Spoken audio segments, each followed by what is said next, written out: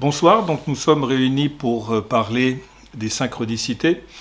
Je rappelle le principe, ce n'est pas une conférence, je réponds aux questions qui sont posées sur le thème. Alors les synchronicités, je me présente, Alain Brett, je suis écrivain en ésotérisme, spiritualité et psychologie transpersonnelle, et je suis formateur en art-thérapie évolutive. Les synchronicités, j'ai publié 2 livres. L'un, le premier en 2000, ce qui s'appelle Les synchronicités, les signes magiques de la vie, et le second en 2015, Synchronicité, source d'information. Donc les synchronicités, c'est vrai que pour beaucoup, ça paraît parfois assez magique. Alors, ça allait pour moi sans l'être, parce que les synchronicités n'arrivent jamais par hasard. Il y a toujours des raisons. Alors les raisons peuvent être très subtiles, elles peuvent être cachées, et c'est intéressant de les découvrir, mais ce n'est jamais comme ça par hasard. Les synchronicités arrivent aussi suivant la force de l'intention que l'on émet, que ce soit une force d'intention qui soit consciente ou inconsciente, ça ne change rien.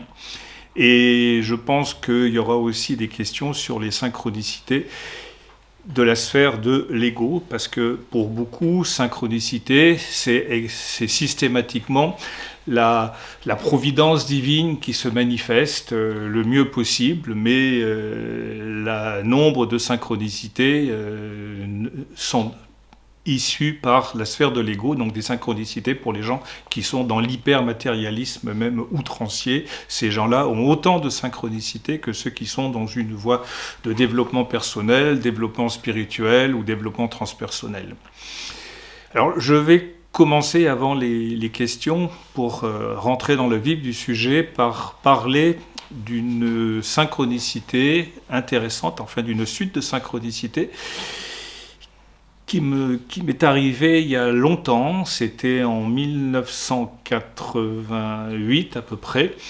J'étais avec un ami qui venait passer le week-end chez moi, et la veille, donc le vendredi, à cette époque-là, je m'occupais de l'enseignement de l'Agni Yoga, c'est-à-dire un enseignement écrit par Elena Rorick, la femme du peintre Nicolas Rorick. Et j'étais donc responsable de cette association pour les pays francophones. Donc c'est moi qui faisais traduire les livres et puis qui les faisais éditer en français. Donc les traductions se faisaient des ouvrages écrits en anglais. Et Elena Rorick étant russe, elle avait écrit les livres en russe et ils avaient été traduits ensuite en anglais. Et donc le centre Nicolas Rorick, Elena Rorick et Agni Yoga se trouve toujours à New York. Et les responsables de New York m'avaient demandé, ils avaient demandé à tous les responsables des centres Agni Yoga un peu à travers le monde, il y en a quelques-uns, il y en a en Russie, il y en a au Japon, il y en a en Inde, avaient demandé éventuellement de chercher les ouvrages qui étaient écrits en russe, donc il y avait 15 ouvrages, parce qu'ils avaient un russe qui faisait partie de l'association à New York, et voir si les traductions en anglais étaient fidèles à ce que Elena avait écrit en russe. Et donc voilà, ça en reste là. Et le même jour, donc c'était le vendredi, le même jour, je venais de m'intéresser au tarot. Enfin, je m'intéressais au tarot depuis quelque temps, et essentiellement au tarot d'Oswald Wirth, donc le créateur du tarot divinatoire. Et en faisant des recherches, j'avais appris qu'Oswald Wirth avait publié en 1926 des planches du premier tarot, donc qui a servi pour le tarot divinatoire, parce que le jeu qui existait n'était pas fidèle, les couleurs n'étaient pas du tout fidèles à ce qu'Oswald Wirth avait fait, et il paraît que les cartes, j'avais lu ça, il y avait de la poudre dorée qui les recouvrait, donc c'était un jeu magnifique, mais malheureusement le jeu qu'on trouvait dans le commerce n'était pas vraiment le bon. Et donc ce jour-là, je me dis, il faut que je trouve le jeu d'Oswald Wirth, le vrai, parce que dans le commerce, c'est malheureusement introuvable. Et j'avais une amie qui était qui travaillait à la Bibliothèque nationale au secteur russe, parce elle parlait le russe couramment, et donc je lui avais demandé de faire des recherches, savoir si à tout hasard il n'y avait pas les livres en russe. Donc elle fait les recherches et elle m'appelle, elle me dit si, j'ai trouvé, ils sont à la Bibliothèque nationale, sauf que moi n'étant pas universitaire, déjà je ne pouvais pas y rentrer, je ne sais pas comment c'est aujourd'hui, mais à l'époque il fallait montrer patte blanche, et donc elle me fait rentrer à la Bibliothèque nationale. Et j'ai vu les livres, mais je pouvais les consulter, mais bon, écrits en russe, ça n'avait aucun intérêt pour moi, mais je ne pouvais pas les sortir. Et le samedi matin, en me levant, je me dis, aujourd'hui, je vais trouver le jeu d'Oswald Wirth et je vais trouver les livres en russe. Comme ça, c'était un truc, en me levant le matin, j'avais ça présent en tête, à l'esprit, donc une intention très très forte. Et donc c'était avec mon ami Pascal, que certains d'entre vous connaissent, et Pascal, il était parti faire une course le matin et il me donne rendez-vous dans le 5e arrondissement, rue Descartes. Bon, pas attention comme ça, puis j'arrive à la rue, puis je me dis Descartes, alors ça s'écrit D-E-S-C-A-R-T-E-S, mais je me dis la rue Descartes, ça tombe bien pour trouver le jeu d'Oswald Wirth. Et on se promène donc on se dirige lentement vers le 6e arrondissement et on passe, il était aux alentours de midi, on cherchait un café pour manger et on passe devant une boutique, une sorte de bric-à-brac dans une rue très, très classique, très classe. Ça faisait un peu du 5e arrondissement, ça faisait un peu bizarre, une telle boutique. Il y avait vraiment un bric-à-brac dans la vitrine et il y avait marqué « Fermeture définitive ce soir pour raison de départ à la retraite ». Ou rouverture, donc c'était midi, rouverture à 14h. Bon, j'ai dit à Pascal, écoute, on va manger, puis on repasse, on ne sait jamais, à 14h. On était rue Descartes, donc le miracle pouvait s'accomplir. Et donc on rentre à 14h, et je dis au monsieur, vieux monsieur, je lui dis, écoutez, on cherche les cartes d'Oswald Wirth. Il me dit, oh, ça tombe bien, il m'en reste quelques jeux. Et il me ramène 6 planches, 6 jeux de planches. C'était sur des planches, il fallait les découper, les cartes étaient magnifiques avec de la poudre d'or, vraiment. Et il me dit, je finis ce soir, il m'a vendu ça pour un prix dérisoire. Bon, la journée, l'après-midi ne faisait que commencer. Et on avait rendez-vous l'après-midi, Pascal avait rendez-vous avec quelqu'un. Et je l'ai noté parce que je ne me souvenais plus. Oui. Non, c'est pas ça. C'est moi il y avait une librairie qui venait d'ouvrir dans le 17e arrondissement, une librairie ésotérique. Je ne la connaissais pas parce que c'était un quartier où je n'allais jamais. Et je dis à Pascal, tiens, une librairie, on sait jamais, allons voir. Et la librairie, elle était en face d'un square, et le square, c'était le square Nikolai. Alors, Nicolas Roerich, le peintre, mais en russe, on dit Nikolai Rerik, on ne dit pas Nicolas, Nikolai. J'ai dit, c'est incroyable, ça, la rue Descartes, maintenant le square Nikolai. Je dis à Pascal, c'est bon pour nous, on va trouver les livres. Et on se dirige vers le 8e arrondissement, on n'en était pas très loin, 7e, 8e, c'est juste à côté. Et en marchant, là, je vois la devanture d'un magasin. Alors là, c'était vraiment un antiquaire, vraiment très classe. Il fallait rentrer dans un sas, il fallait montrer patte blanche. On rentre, on dit, on ne sait jamais. Et je vois un tableau de Nicolas Roerich en rentrant là, dans la boutique, après le sas, qui était à ma droite, un superbe tableau. Et le monsieur était russe, et il me dit, Nicolas Roerich, Nikolai Roerich, il me dit, bien évidemment que je connais, j'ai tous ses livres écrits en russe. J'ai dit, ah bon, et les livres de sa femme, Lani Yoga? Oh, il me dit, je dois avoir ça dans un coin. Et il me ramène les 15 volumes écrits en russe, que j'ai acheté pour un prix pareil. C'était un prix tout à fait correct pour une quinzaine d'ouvrages. Alors j'ai pas acheté le tableau parce que j'avais pas les moyens, malheureusement. Donc voilà, une journée absolument incroyable où je trouve ce qui était quasiment introuvable, en tout cas. Fait avec des livres en russe. Je les ai envoyés au centre de New York. Moi, je pouvais rien en faire.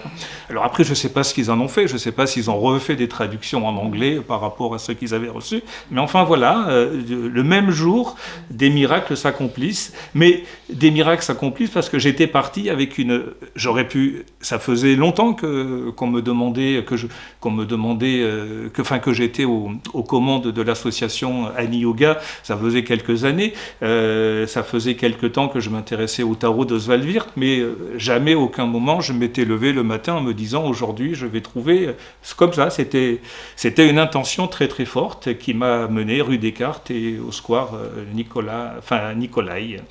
Donc voilà, les synchronicités, quand ça se manifeste, ça peut être comme ça assez surprenant. Il y a aussi des synchronicités qui sont très très complexes, qui sont difficiles à interpréter. Et il faut même souvent apercevoir qu'il y a une synchronicité.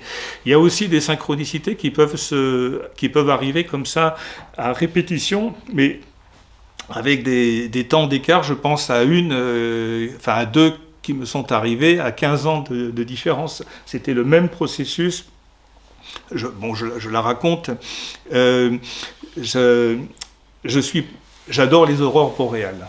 J'en ai malheureusement jamais vu en vrai, mais j'adore ça au cinéma, dans les revues, à la télévision.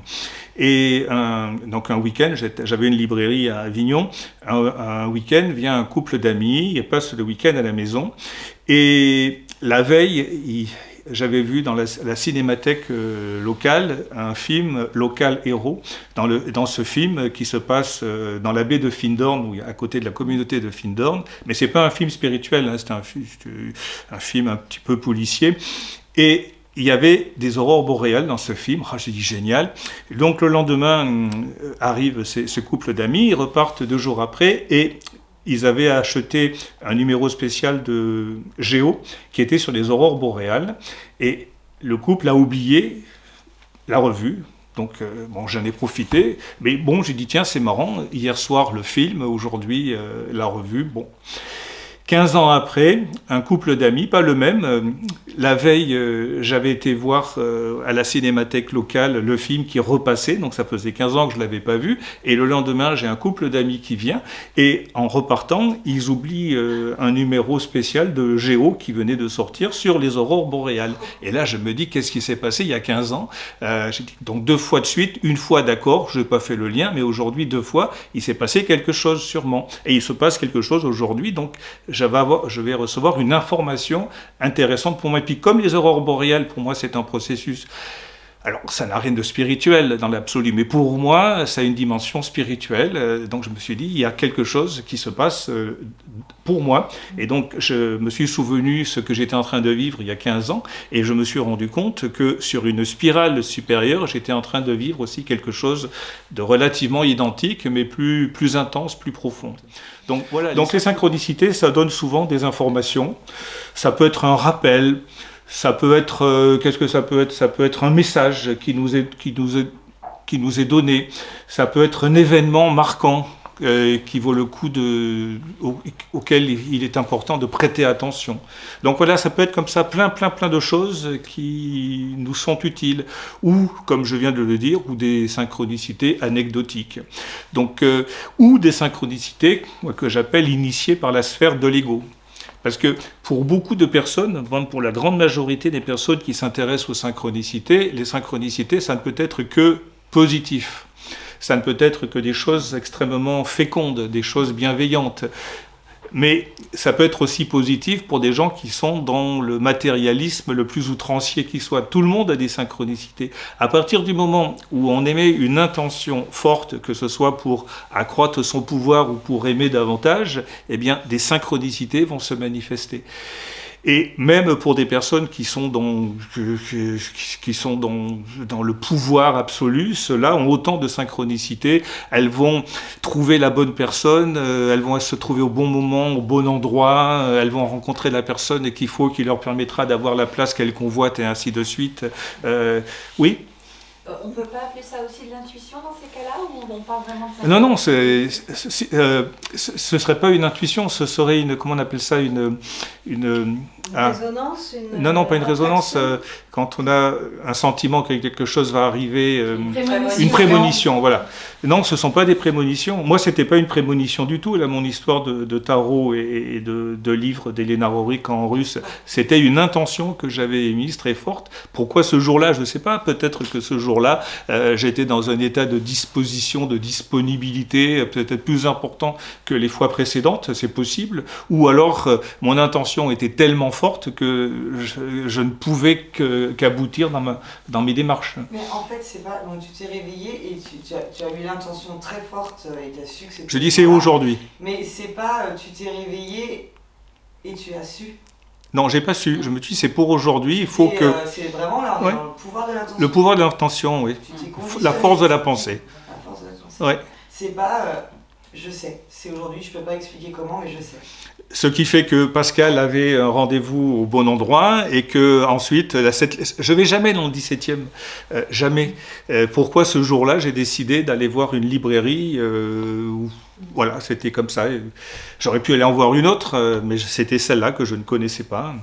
Et Square Nicolai, donc, que je ne connaissais pas, je ne savais même pas qu'il y avait un Square Nicolai à Paris.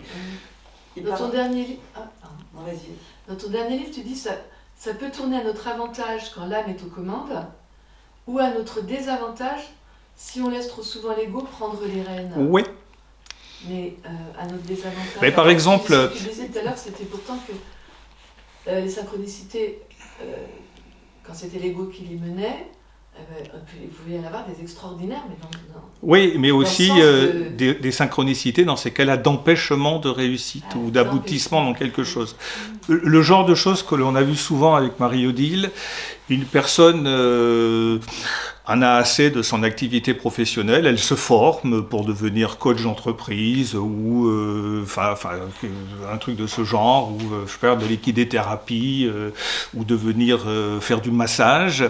Et très souvent, ces personnes, quand elles décident de se lancer, d'arrêter leur activité professionnelle et de se lancer véritablement, eh bien, il arrive assez souvent une information qui leur est donnée du style une augmentation dans la place où elles travaillent, où elles en ont un petit peu marre, ou un poste plus intéressant. Et elles se disent, dans ces cas-là, « Ah, je ne suis pas prête ».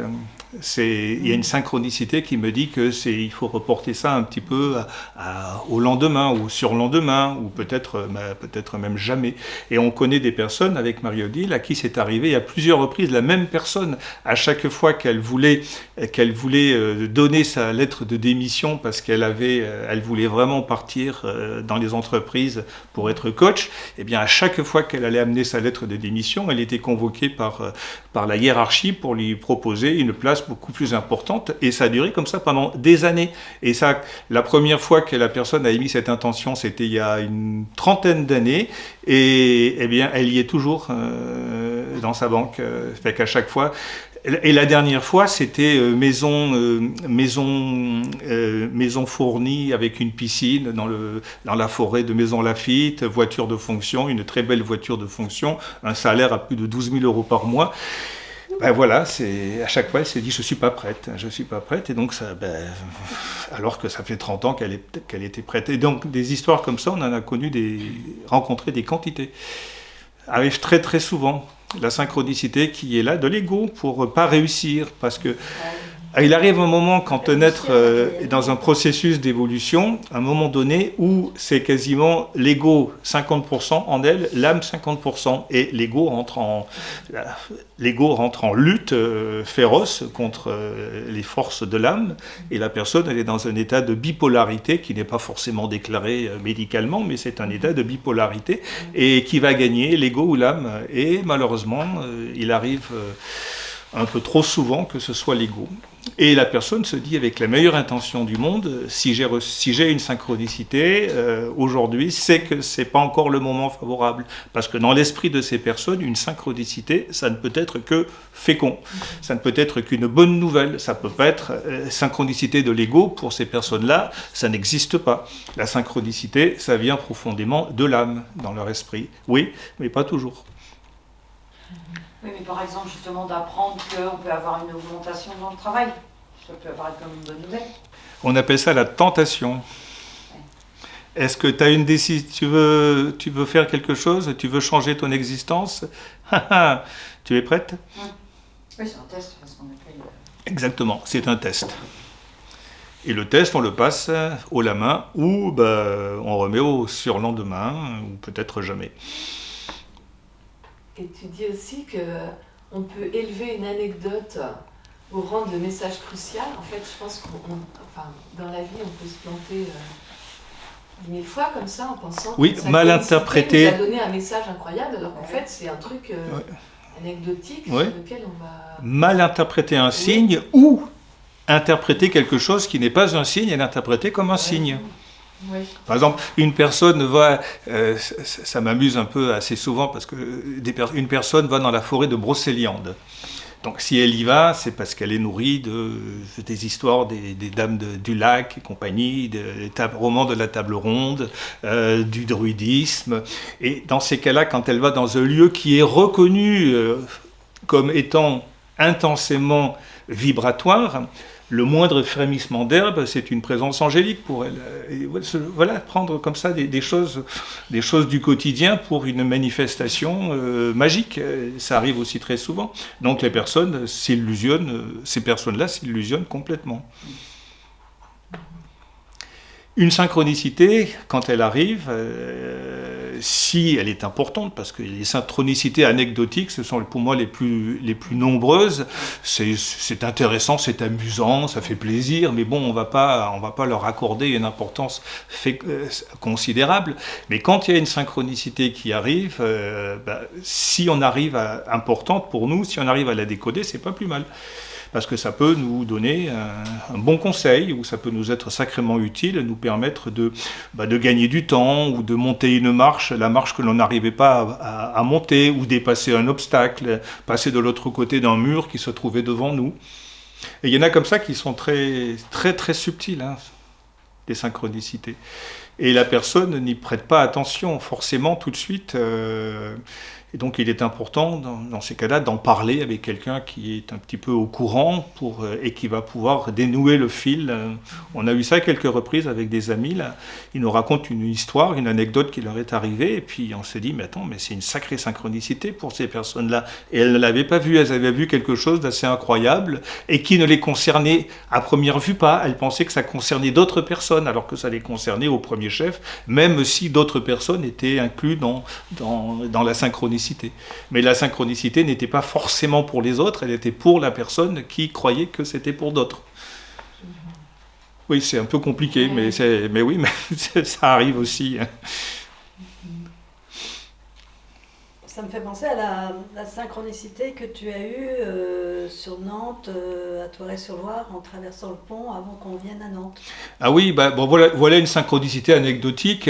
J'avais été, donc il y a plus de 20 ans, j'avais été invité pour faire une conférence le vendredi soir sur le tarot, et le week-end, donc faire un atelier de tarot.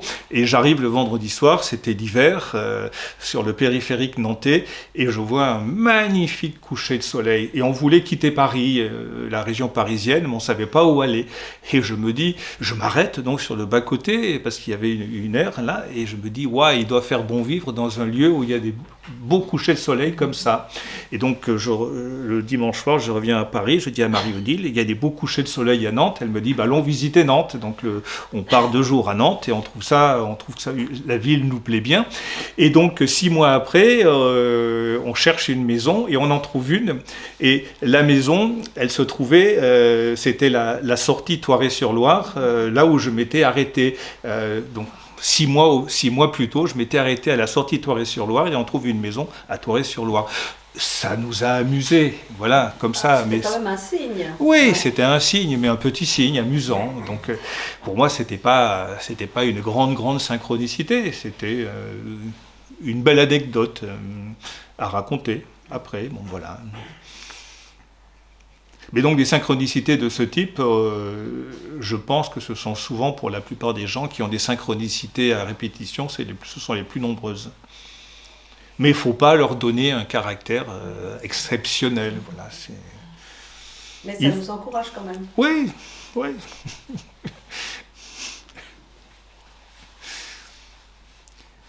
Ouais, C'était une belle synchronicité, voilà. Ouais. Il ne faut pas leur donner un caractère exceptionnel, Non. Mais les personnes en ont souvent quand même, effectivement, c'est intéressant de se dire, peut-être que je prête attention quand même plus aux messages qui m'entourent, aux messages qui me sont envoyés, ou que je reçois de la vie, quoi. Peut-être quand même, même si c'est anecdotique.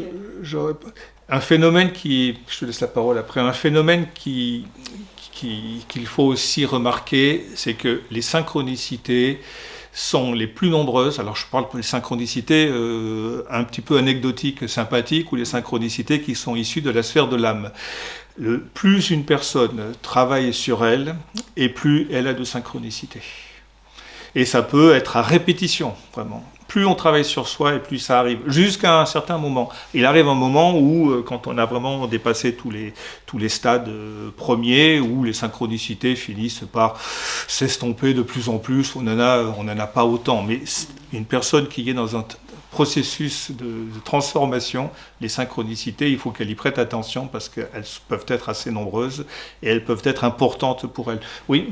Personne, pour pouvoir être dans cet état d'intention forte, il faut déjà savoir que les synchronicités existent. Et pour savoir que les synchronicités existent, il faut que l'on en ait. Parce que quelqu'un ne va pas du jour au lendemain, il lit un livre sur les synchronicités, où il entend une conférence, il ne va pas partir dans la force de l'intention en se disant « Ah ben tiens, je veux que telle chose arrive », il va tout se canaliser dessus avec une intensité forte. Au début, les synchronicités, elles arrivent comme ça, machinalement, du genre, on a un rendez-vous important avec une personne et on a oublié son nom, on est arrêté à un feu rouge, il y a un camion qui passe, c'est le nom de la société, c'est le nom de la personne. Alors, bien évidemment, il n'y a pas la providence divine qui a fait que le camionneur, on l'a fait changer de route pour qu'il se trouve au bon moment devant la voiture qui était arrêtée au feu rouge.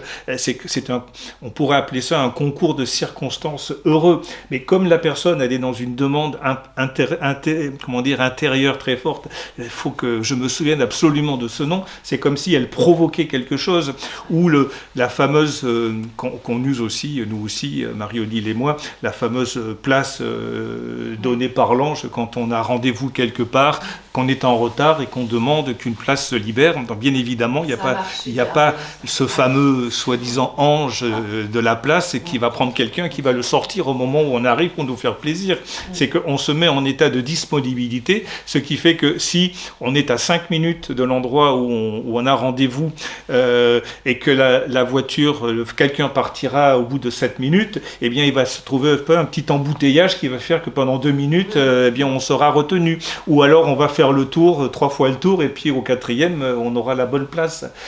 C'est pas il n'y a pas quelqu'un qui décide de nous faire plaisir de sortir quelqu'un, c'est que on est dans une intention forte, eh bien on se met en état de résonance, voilà. On se met en état de résonance avec une tierce personne.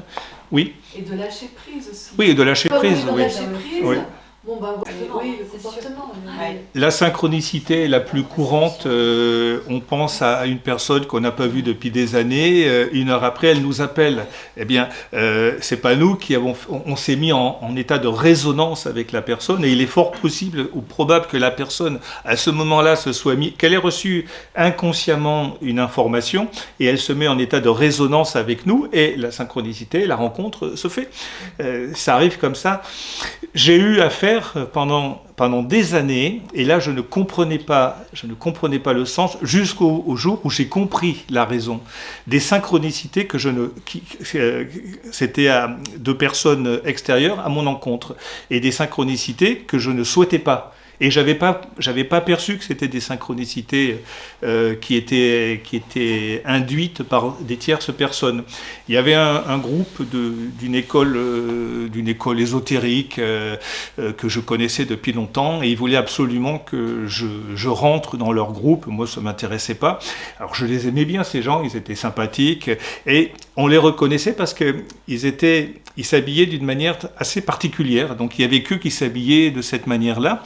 Alors j'allais au cinéma, ils se retrouvaient derrière moi. J'allais dans un salon genre Marjolaine, clac, on se croise. Mais ça plusieurs fois par an, pendant des années et des années, je les rencontrais, et à chaque fois ils me disaient « Alors Alain, tu viens quand chez nous ?» Et un jour je me suis dit « Mais c'est eux qui provoquent des synchronicités. » Je sortais du métro, ils rentraient dans la bouche, on se rencontrait. Mais comme ça a duré pendant une dizaine d'années, à raison de plusieurs fois par an. Et un jour, j'ai compris que c'était eux qui induisaient ça pour des rencontres. j'ai fait un travail sur moi de non-rencontre, ce qui fait que pendant quelques mois, on se trouvait au cinéma, mais moi j'étais dans une queue, ils étaient dans une autre, donc ils ne me voyaient pas. Je les voyais arriver, je sortais d'une bouche de métro, mais il y avait 2 ou 3 entrées, donc j'allais en une autre, et eux ils descendaient par celle d'à côté, ou j'allais me garer, ils allaient monter dans la voiture qui était devant moi, et ils partaient, jusqu'au jour où ça a fini, je ne les ai plus jamais rencontrés. Et donc je me suis rendu compte que c'était eux qui induisaient des synchronicités à mon encontre. Donc voilà, des choses comme ça qui peuvent arriver, qui sont surprenantes. Mais si je n'avais pas compris ce qui se passait, j'aurais jamais perçu ce type de synchronicité. Que d'autres personnes où on peut interférer comme ça sur des personnes. Toujours la fameuse force de l'intention. Il suffit de se mettre en résonance, même si l'autre n'est pas forcément dans le même état de résonance. Si la résonance émise par un groupe de personnes est très très fort, eh bien, des rencontres peuvent advenir comme ça, surprenantes, un peu partout. Et comme c'est des gens qui se baladaient un peu partout en France, parce qu'ils avaient plusieurs groupes, eh bien, j'étais pas tranquille, il n'y avait pas qu'à Paris ou à Avignon que je pouvais les rencontrer. Ça pouvait être n'importe où, même à l'étranger. Synchronicité, j'ai parlé de la force de l'intention et de l'effet de résonance. Mais cette force de l'intention et cet effet de résonance sont induites par un phénomène autre que la tradition hindoue appelle le champ akashique, ou la physique moderne appelle le champ quantique. Donc le champ akashique ou le champ quantique, qu'est-ce que c'est ? C'est un champ d'information. L'univers est un champ d'information, c'est-à-dire que tout ce qui se passe dans n'importe quel espace, coin de l'univers, est inscrit dans une sorte de mémoire, d'une mémoire comme un immense hologramme. Imaginons que l'univers est un immense hologramme, et dans l'hologramme, chaque fraction de l'hologramme est la représentation de la totalité de l'hologramme. Donc voilà comment ça fonctionne. Et il y a un phénomène dans le champ quantique ou le champ akashique qu'on appelle le principe de non-localité. Principe de non-localité, ça sous-entend que quelque part, Einstein n'avait pas forcément tout à fait raison en disant qu'il n'y avait pas de vitesse supérieure à la vitesse de la lumière. Il y a la vitesse de la pensée. Et la vitesse de la pensée, elle est dans l'instant. Imaginons que, en physique quantique, on dit que quand 2 particules se sont rencontrées, même si c'est une fraction de seconde, si on s'amusait imaginons qu'on puisse le faire, que l'on envoie une à un bout de l'univers, l'autre à l'autre bout de l'univers, eh bien ces 2 particules, elles restent en cohésion permanente. C'est comme si elles ne s'étaient jamais quittées, alors que des millions d'années-lumière les séparent. C'est pareil pour les êtres humains. Nous sommes tous connectés, nous faisons partie d'un champ qu'on appelle l'humanité, donc la famille humaine, ce qui fait que chaque parcelle de cette famille, donc chaque étincelle de cette famille, donc chaque individu de la famille humaine est l'équivalent, fait comme une fraction de l'hologramme. Donc la famille humaine, c'est l'hologramme dans la totalité, chaque être humain est une fraction de l'hologramme, donc nous sommes tous connectés en permanence, à chaque instant. Sinon, des phénomènes comme la télépathie ne pourraient pas exister. Donc nous sommes tous connectés, sauf que la plupart ne le savent pas. Pour la plupart des gens, le phénomène de connexion, de résonance, quand ça arrive, ils n'y prêtent pas forcément attention. Il y a ceux qui sont conscients de ce genre de phénomène, donc qui les provoquent davantage ou qui les perçoivent, donc qui en comprennent le sens. À partir du moment où on est connecté avec des êtres, c'est l'histoire là de la place qui va se libérer quand on en cherche une, ou du camion qui passe avec le nom de la personne avec laquelle on a rendez-vous. C'est-à-dire que comme on est tous connectés, il suffit, c'est inconscient, on se met en résonance dans le champ quantique, dans le champ akashique, on se met en résonance avec la personne qui est susceptible de nous apporter cette information. Et cette personne, peut-être qu'elle aussi, elle a a un besoin et qu'elle va se mettre en résonance avec nous pour une autre raison. Ou peut-être pas, ou peut-être qu'il y en a qu'un qui rentre profondément en résonance dans ce champ quantique et qui fait que ça va provoquer un événement qui va être favorable ou peut-être défavorable, parce qu'il y a aussi des synchronicités qui ne sont pas du tout favorables, qui peuvent arriver quand c'est initié par la sphère de l'ego et que l'ego veut entrer en résistance. Mais bon, parlons plutôt des synchronicités favorables. Voilà pourquoi les synchronicités arrivent, voilà pourquoi on entre en résonance, voilà pourquoi l'intention qui est émise peut aussi advenir, parce que nous sommes dans un champ de cohérence les uns les autres. Et quand je dis les uns les autres, là je parle des milliards d'individus, mais on l'est avec les animaux, on l'est avec les plantes, on l'est avec les minéraux, on l'est avec les planètes, on l'est avec les systèmes solaires, on l'est avec les galaxies. Sauf que à notre échelle, tout ça, la plupart du temps, on ne s'en rend pas compte. Pourquoi certains ont la main verte ? Tout simplement parce qu'ils sont en résonance avec le monde végétal. Pourquoi certains communiquent avec les animaux ? Parce qu'ils sont en résonance avec le règne animal. Pourquoi certains le sont avec des pierres précieuses ou même des cailloux ? Parce qu'ils sont en résonance avec le monde minéral. Donc on est en résonance avec la totalité de tout ce qui existe.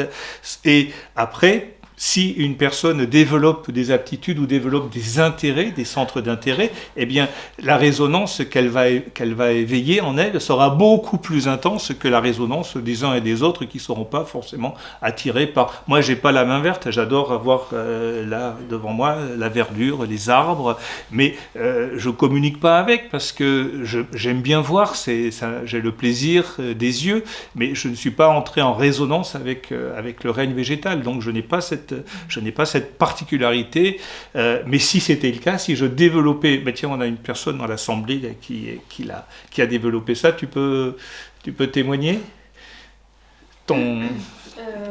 ta résonance avec le monde végétal. Je ne sais pas si je peux témoigner, moi je me laisse porter par ce qui vient et oui, peut-être je me laisse guider. Ça te parle ? Oui. Ça te parle, c'est comme si tu recevais des informations. Pas surtout, mais c'est vrai qu'il y a des plantes, là j'ai 2 clématites, il y en a une, je vois bien j'ai l'impression qu'elle a une personnalité forte, l'autre elle est plus douce, elles n'ont pas la même façon j'observe aussi, elles n'ont pas la même façon de se mouvoir, d'habiter l'espace, mais... Je ressens ça pas sur toutes les plantes. Mais... Oui, mais voilà, c'est ça, tu es en résonance avec le monde végétal, donc le monde végétal te parle, tu le comprends, tu peux œuvrer avec lui, c'est ce que tu fais du reste, très bien.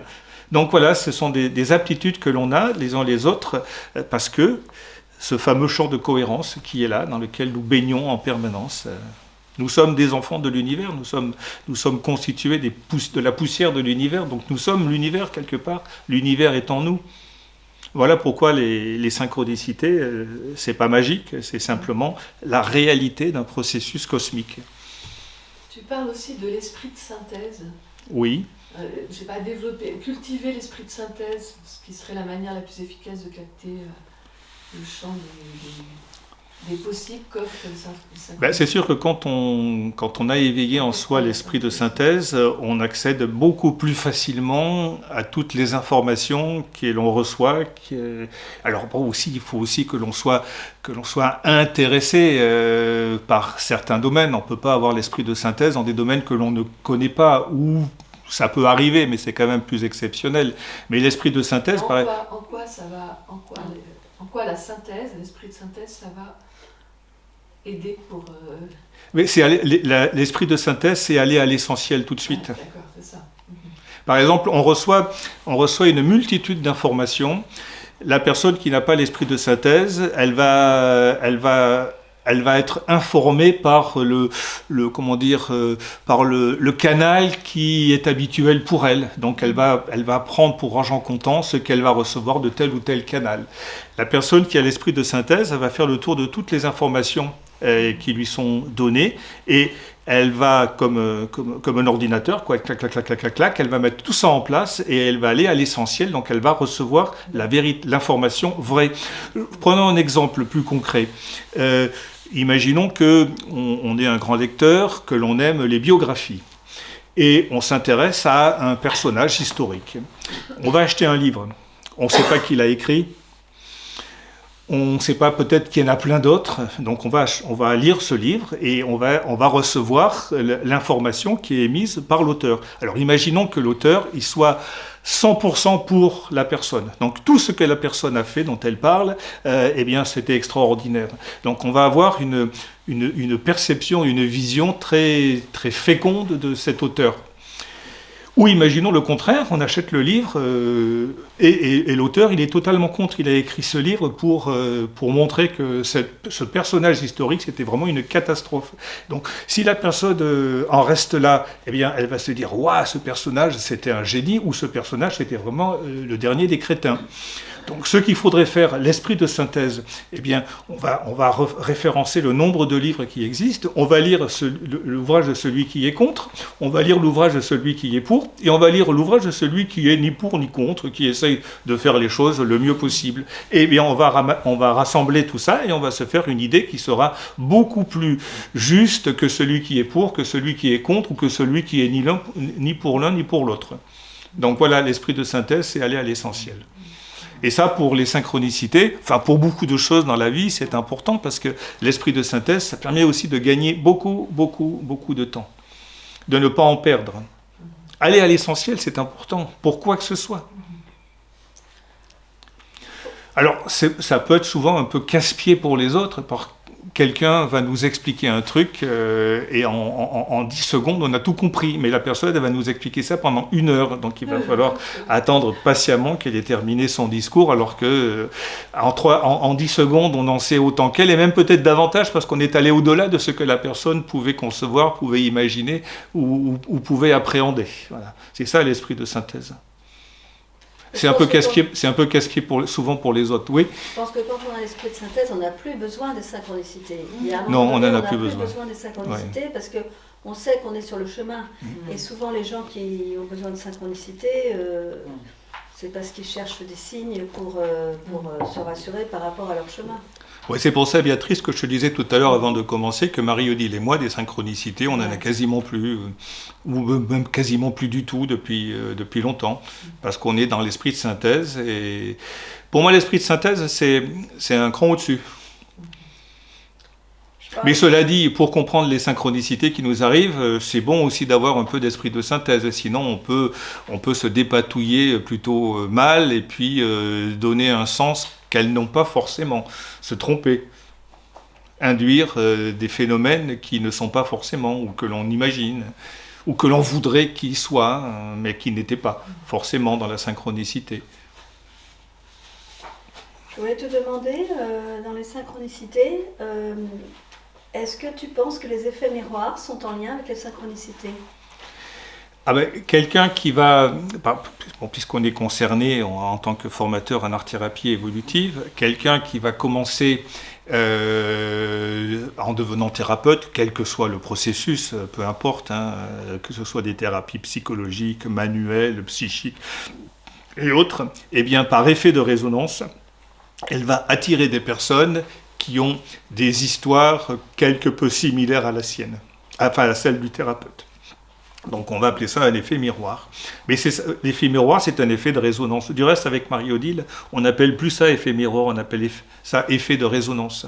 Parce que c'est plus juste. Parce qu'effet miroir, ça implique souvent dans l'esprit de celui qui le perçoit une résonance pas forcément agréable. Par exemple, on a eu une problématique importante vis-à-vis d'une personne qui nous a vraiment remué, et le patient qui vient nous voir nous raconte exactement le même type de problématique qui lui est arrivé, ce qui fait que le thérapeute, s'il n'a pas fait un bon travail sur lui, il peut se prendre ça en pleine figure, et puis tout d'un coup se retrouver avec la gorge nouée, balbutier, ne plus savoir quoi faire, être pris par une émotion violente, très forte.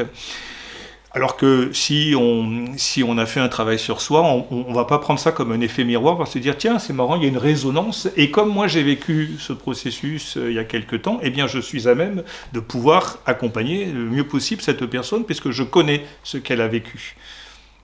Il me vient à l'esprit une synchronicité d'un effet de résonance absolument extraordinaire. qui est arrivé à l'auteur Richard Bach, celui qui a écrit Jonathan Livingston, le goéland. Donc ce monsieur était pilote avant d'être écrivain et il est resté pilote toute sa vie, il l'est sûrement encore aujourd'hui puisqu'il est toujours vivant, et il collectionnait les vieux coucous. Donc quand il était dans l'armée américaine, il pilotait des avions à réaction, mais après il pilotait des avions, des vieux avions. Et il en avait un, c'était un modèle qui datait de 1917, et qui avait été fabriqué à 15 exemplaires, donc c'était une rareté. Donc imaginez, là c'était dans les années 80, donc 60 ans après. Et il avait un ami qui voulait absolument faire un tour avec cet avion, donc les voilà partis tous les deux. Alors c'était un truc ouvert, il y avait, je ne sais pas comment ça pouvait voler ce machin, mais enfin ça volait quand même. Et au-dessus de la campagne américaine, l'avion a dératé et puis il se pose dans un champ. Et comme Richard Bach est pilote et puis mécanicien, donc il voit la panne, il s'est dit bon Dieu, la pièce qui est cassée, cet avion ne pourra plus jamais voler. Est fabriqué à 15 exemplaires en 1917, et arrive le propriétaire du champ qui lui dit « Ah, vous avez cet avion là, intéressant, et pourquoi vous avez un problème ?» Il dit « Oui, j'ai cassé telle pièce. » Et Richard Bach, un peu exaspéré, parce que l'autre était insistant, lui dit « Parce que bien évidemment, vous avez la pièce. » Et il dit « Oh, attendez, je vais aller regarder dans mon garage. » Et il revient avec la pièce. Il était tombé en panne dans le seul endroit au monde où il y avait quelqu'un qui disposait de la pièce, une grosse pièce qui avait cassé dans son avion. Et bien voilà, c'est ça l'effet de résonance. Son avion ne pouvait pas tomber en panne ailleurs que là. Parce qu'il était tellement en amour avec son avion, cet avion pour lui c'était sacré, et donc il ne pouvait pas ne plus voler, c'était pas possible. Donc voilà, l'avion... J'aime bien que c'est un exemple de synchronicité qui a été quand même très fort dans ma vie. C'est quand on allait adopter, on avait fait un dossier vers le Cambodge ferme au moment où on dépose le dossier. On se retrouve donc à mort dans l'âme à se dire qu'est-ce qu'on va faire. Et on a envie de se tourner vers la Colombie parce qu'on nous avait dit que c'était un pays vraiment nickel pour adopter, même s'il y avait beaucoup d'autres choses qui étaient compliquées. Et je demande de l'aide en disant éclairez-moi est-ce que quelque chose pourrait m'éclairer pour qu'on puisse trouver, pour qu'on décide de ce qu'on va faire. Et est-ce qu'on va vers ce pays-là? Et dans la semaine, on avait des voisins qui étaient partis en face de chez nous. Dans la semaine, des gens viennent s'installer et on les rencontre. Ils avaient 2 enfants adoptés en Colombie, qui étaient magnifiques et qui se retrouvent dans la même école en plus que notre fils, donc un truc extraordinaire quoi. Et là on a pris notre décision, on a dit bon c'est génial quoi, moi je trouve ça fort. Hein. Oui. Moi je trouve. Là c'est pas anecdotique. C'est pas anecdotique, non, pas du tout. Ça nous a beaucoup éclairé quoi. Ouais. Voilà. Une synchronicité de l'âme là, d'une belle âme.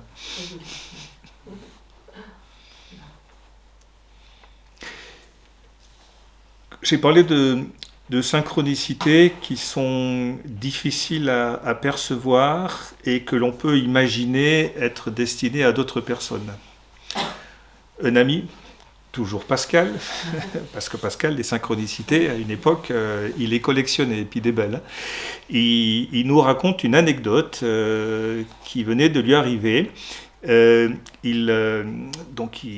Sa femme avait commandé des médicaments pour lui dans une pharmacie où il ne va pas habituellement, qui n'était pas à côté de chez lui, qui était dans le centre. Et donc il va chercher ses médicaments, il rentre dans la pharmacie, et au moment où il rentre, il y a une femme qui sort de la pharmacie. Et donc le pharmacien lui donne son paquet.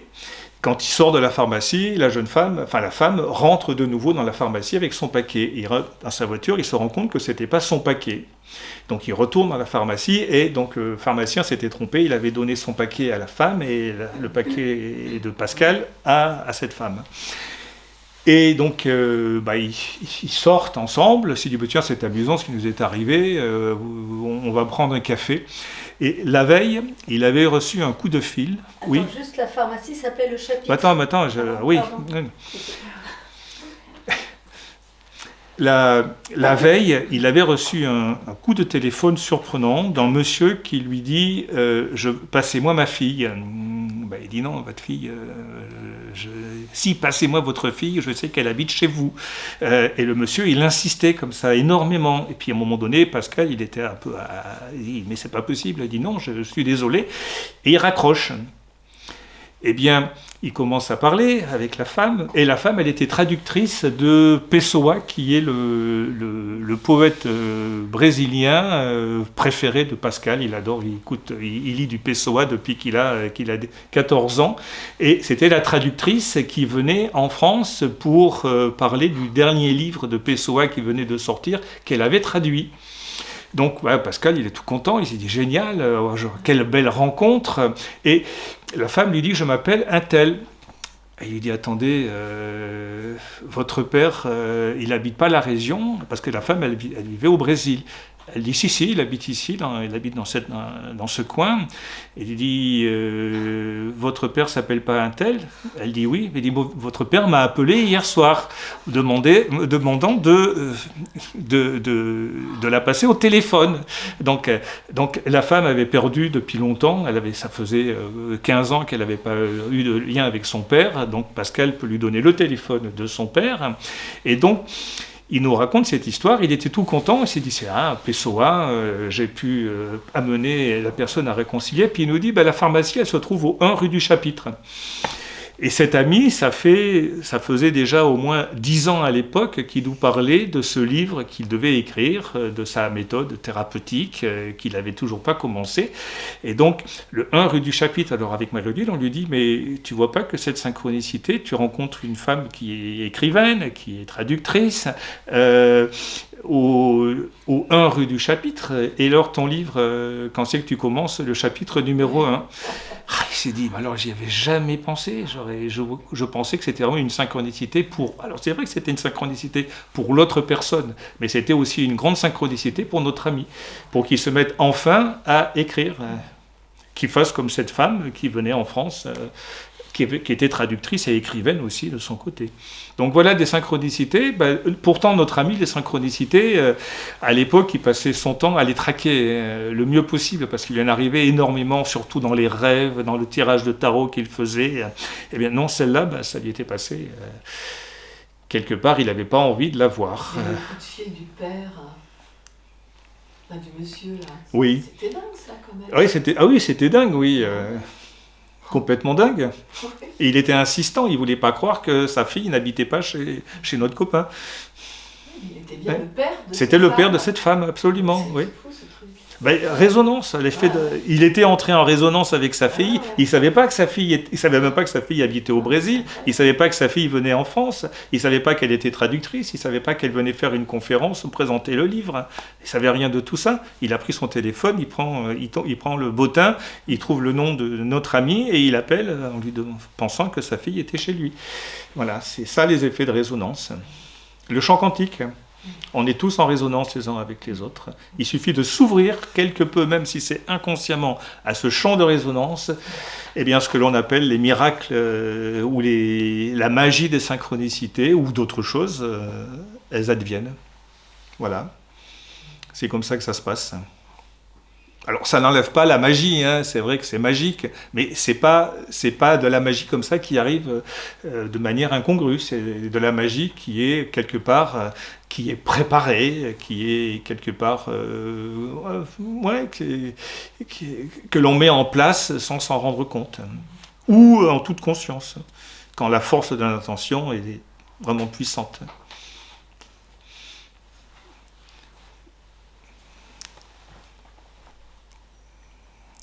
Alors, on peut aussi avoir des synchronicités avec des maisons? Oui. Il y a beaucoup de gens en général qui cherchent des maisons. Moi, je travaille souvent avec des personnes qui viennent, qui sont en quête de maison, ou qui vont vendre leur maison pour acheter une autre maison. Et puis, il y a tout un travail à faire sur ce qu'on appelle la manifestation créatrice. Hein. C'est en lien aussi avec la manifestation créatrice. Absolument. Les synchronicités peuvent advenir dans tous les domaines de l'existence, tous. Alors c'est vrai que les maisons, ça s'y prête, les voitures, ça peut s'y prêter, les rencontres, bien évidemment, encore davantage, avec les gens, les professions, tous les phénomènes de l'existence sont susceptibles de provoquer des synchronicités, tous. Alors les rencontres amoureuses, est-ce que ce sont des synchronicités? Ah ben oui, ça arrive, souvent, oui. Très souvent même. Et les adoptions, et les rencontres Ou des non-rencontres. Des synchronicités qui se présentent et on passe sans se voir, sans se rencontrer. Et ça, il peut y en avoir des quantités, mais comme on n'y a pas prêté attention, eh bien, on ne le sait pas. J'en ai une comme ça qui est... Enfin, c'est pas moi, c'est un couple d'amis. Je les ai rencontrés, ils étaient très âgés. Ils venaient de se marier. Elle avait 82 ans, il en avait 79. Ils venaient de se marier. Et quand ils se sont rencontrés véritablement, donc ils s'étaient rencontrés véritablement 6 mois auparavant, donc bien âgés, ils se sont raconté leur histoire et ils se sont rendus compte que depuis leur plus tendre enfance, ils habitaient quasiment dans la même rue, dans plusieurs villes différentes, que leurs enfants étaient des amis intimes qui partaient en vacances ensemble, qu'ils recevaient les enfants de l'un et les autres recevaient les enfants, et que les parents ne s'étaient jamais rencontrés. Jamais. Quand c'était à Marseille, ils étaient dans la même école, sauf que c'était pas dans la même classe, il y avait 3 ans d'écart, donc 3 ans d'écart, quand on a 12-13 ans, ça compte beaucoup.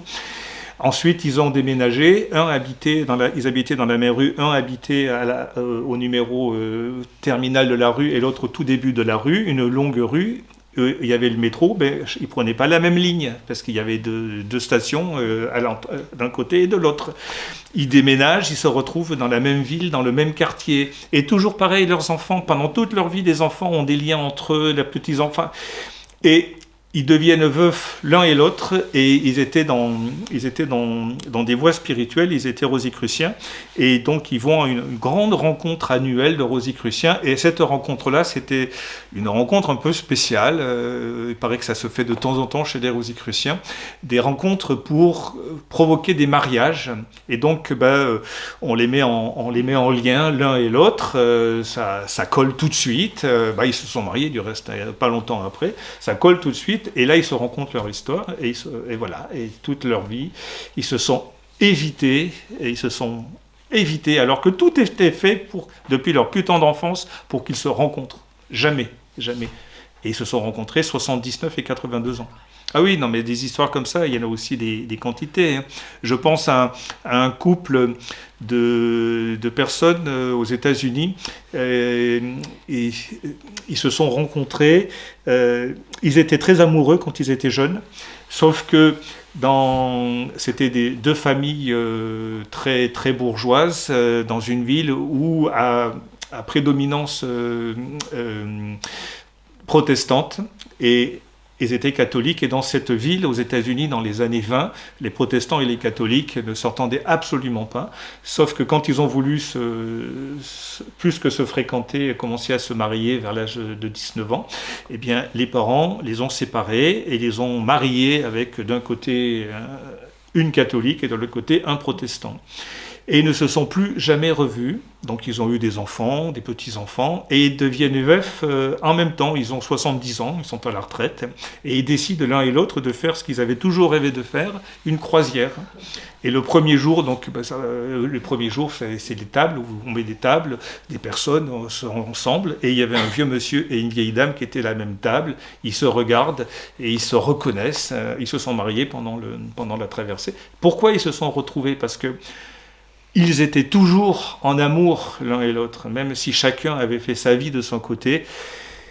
L'un et l'autre étaient dans la pensée. L'autre était dans la pensée de l'un et réciproquement, tout le temps. Jamais ils n'avaient lâché prise. C'était leur amour de jeunesse. Et peut-être que cet amour, il datait peut-être déjà d'une vie précédente, très sûrement pour que ce soit aussi intense. Ils ne pouvaient que se rencontrer. C'est la force de l'amour a fait que quand ils étaient libres, disponibles, eh bien la rencontre pouvait se faire sans que les parents qui n'étaient plus là aient leur mot à dire. Donc voilà, des synchronicités comme ça. Alors c'est vrai que ça paraît complètement magique, mais toujours pareil, c'est le phénomène de résonance. On est en résonance l'un avec l'autre.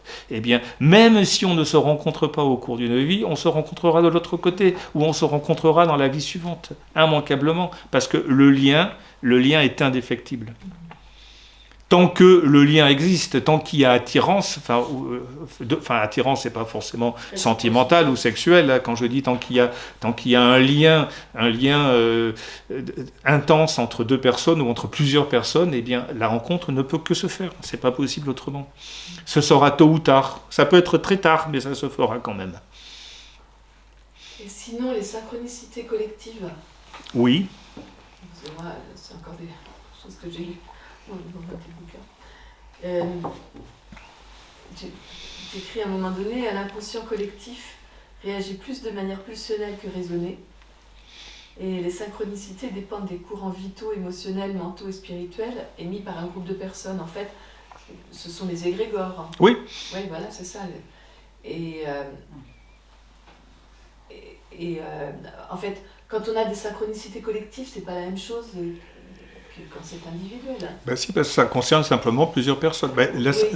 L'exemple que j'ai donné là, de ce groupe de personnes qui voulaient absolument que je rentre dans leur égrégore et qui provoquaient des rencontres, ils étaient nombreux, hein, ces gens-là. Moi, j'en connaissais une trentaine de ce groupe, mais il y en avait encore d'autres que je ne connaissais pas. Donc voilà une synchronicité collective. Alors, c'était collectif de l'autre côté, pas du mien.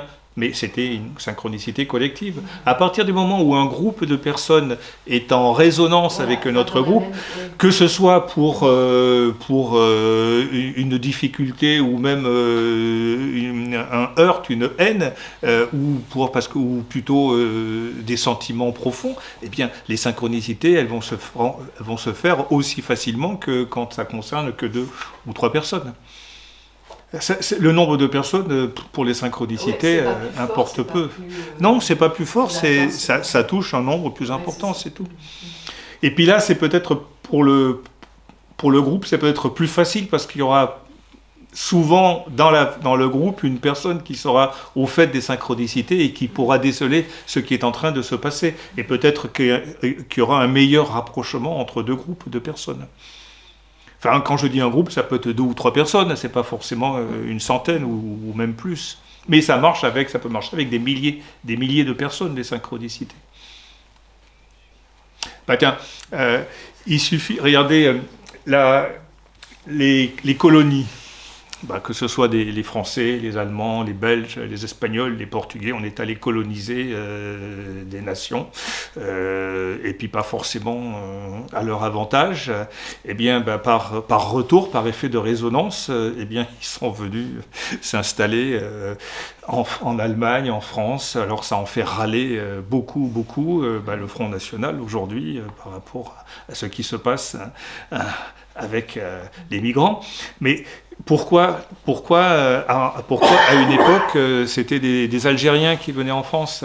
Tout simplement, on est allé en Algérie, on est allé les coloniser. Pourquoi en Angleterre ce sont beaucoup d'Hindous, de Pakistanais? Parce qu'ils sont allés les coloniser pendant longtemps et pas forcément pour leur bien. Là, c'est juste retour des choses. Ce sont des phénomènes de résonance. Alors, je dis résonance, je ne parle pas de synchronicité, mais résonance, c'est la même chose. Collectif, parce que ça touche des millions de personnes. Et d'attraction. D'attraction, oui, absolument. Résonance, attraction.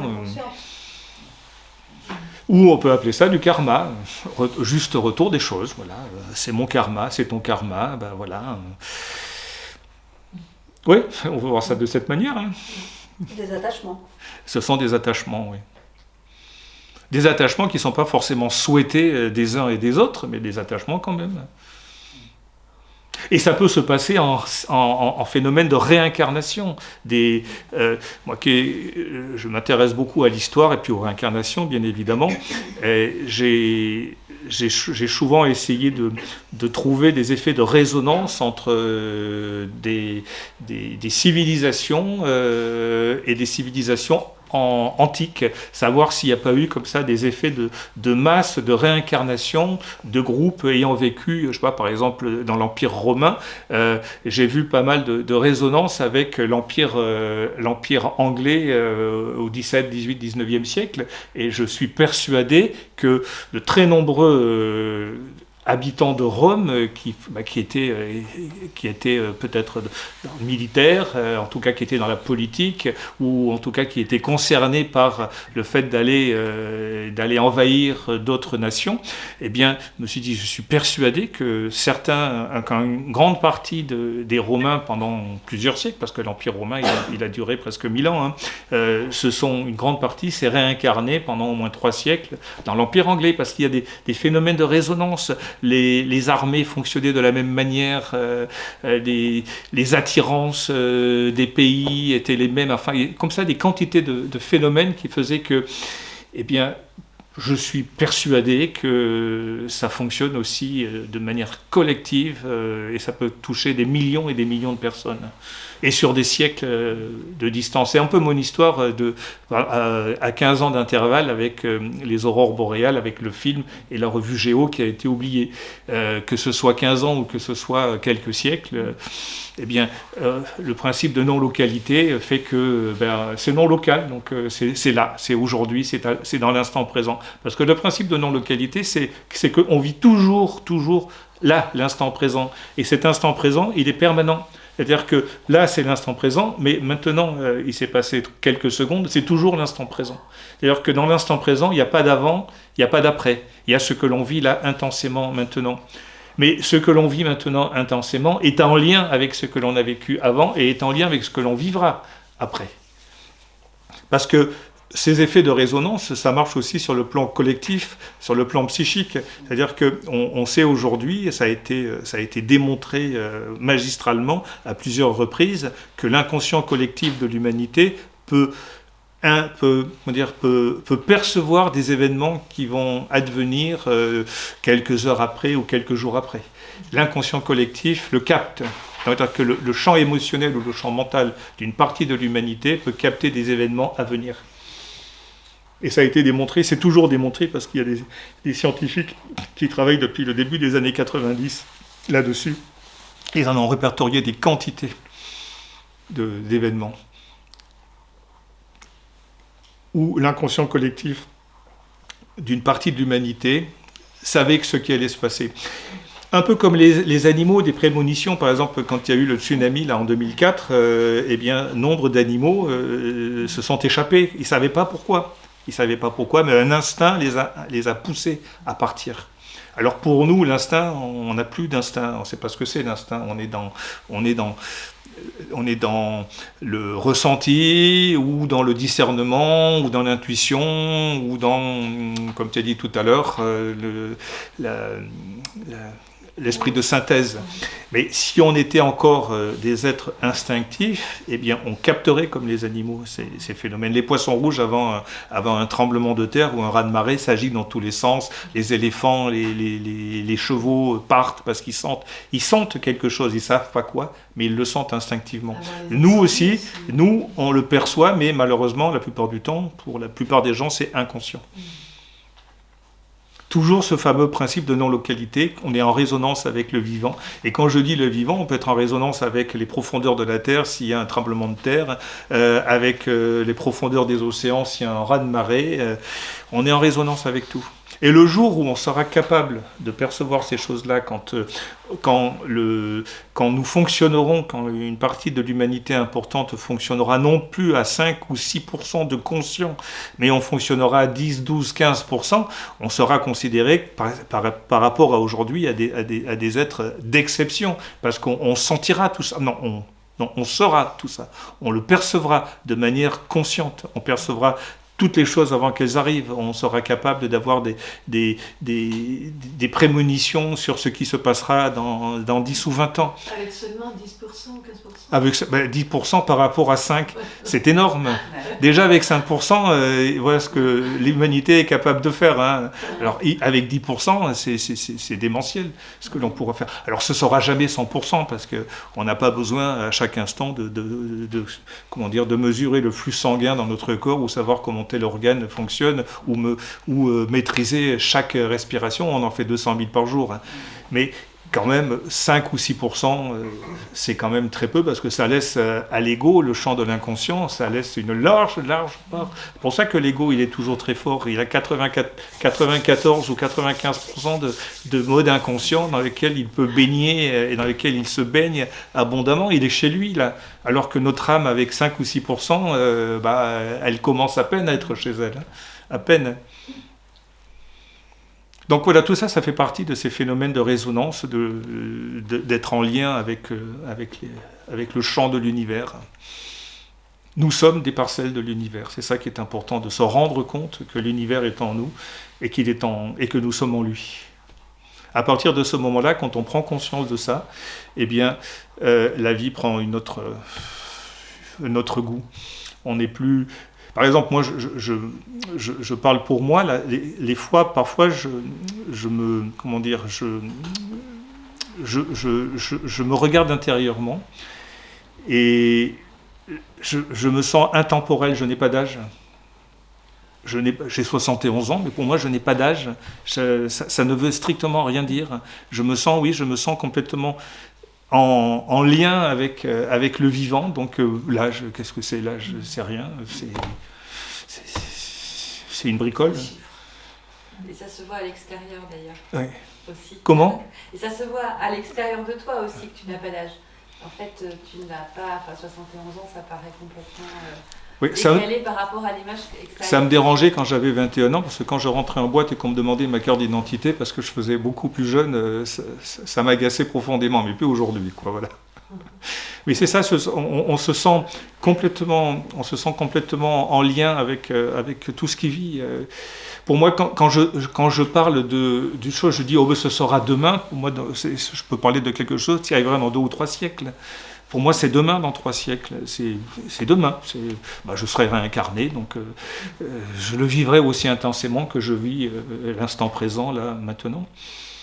Quand je parle de choses qui ne pourront arriver qu'à la fin de l'ère du Verseau, dans 1800 ou 2000 ans aujourd'hui, pareil, pour moi, là, c'est après-demain. Dans 2000 ans, c'est très proche. C'est quelque chose qui est là, que je peux quasiment toucher. Dans mon esprit, hein, c'est pas la réalité, bien évidemment, mais en moi, c'est comme ça. Je me sens un être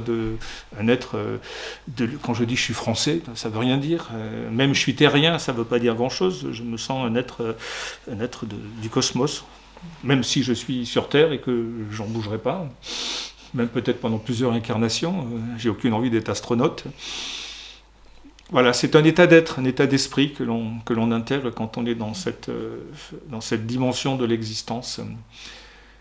Alors tout a de l'importance, mais sans être forcément très importante. Comme dit un proverbe bouddhiste, s'il y a un problème, il y a une solution. S'il n'y a pas de solution, c'est qu'il n'y a pas de problème. Voilà. C'est une parole de sagesse. Donc, moi, les 2 auxquels j'ai pensé là... Quand à partir de 24 ans, j'ai commencé à m'intéresser aux choses dites ésotériques, bien évidemment, les synchronicités ont commencé à arriver à profusion, et puis des bonnes. Par exemple, j'étais libraire, j'avais à la maison, les manuscrits de 5 livres, des aphorismes qui avaient été écrits en Inde, pas par une femme belge qui vivait en Inde à cette époque-là. Et je trouvais que ces textes étaient magnifiques, le livre de la joie, le livre de la connaissance, le livre de la vie, l'ère du Verseau et ses orientations, immanence et transcendance. Et je me dis, j'étais donc libraire, je touchais le SMIC, je ne suis pas du genre économe, le 15 du mois, à cette époque-là, j'avais plutôt les poches vides, et j'ai essayé, donc, puisque j'étais libraire, je connaissais des gens dans l'édition, j'ai essayé de faire éditer ces 5 ouvrages, et ça ne marchait pas. Puis un jour, je me suis dit, puisque j'y arrive pas, je vais le faire. Donc je vais éditer, je ne savais pas ce que c'était l'édition. Alors c'est vrai qu'à l'époque, c'était pas comme aujourd'hui. À l'époque, quand on prenait contact avec un imprimeur, on avait 90 jours pour le payer, alors qu'aujourd'hui, quand on prend contact avec un imprimeur, il faut payer la moitié à la commande et l'autre moitié quand le livre sort. À l'époque, c'était quand même plus tranquille. Et donc, le livre de la joie, je prends contact avec un imprimeur, je le mets en route. Eh bien, j'avais 90 jours pour donner, je sais pas, c'était aujourd'hui, ce serait l'équivalent de 6 000 € à peu près. Et 6 000 €, bien évidemment, j'avais pas un sou, aller faire un prêt à la banque avec mon salaire smicard, c'était pas évident. Mais je savais que je paierais l'imprimeur en temps et en heure. C'était comme ça, c'était une certitude. Je ne me suis pas du tout inquiété pendant 85 jours. Mais arrivé la dernière semaine, je me suis dit, il va quand même falloir que je trouve 6 000 €. Et donc là, j'étais focalisé sur trouver 6 000 €. J'avais une cliente de la librairie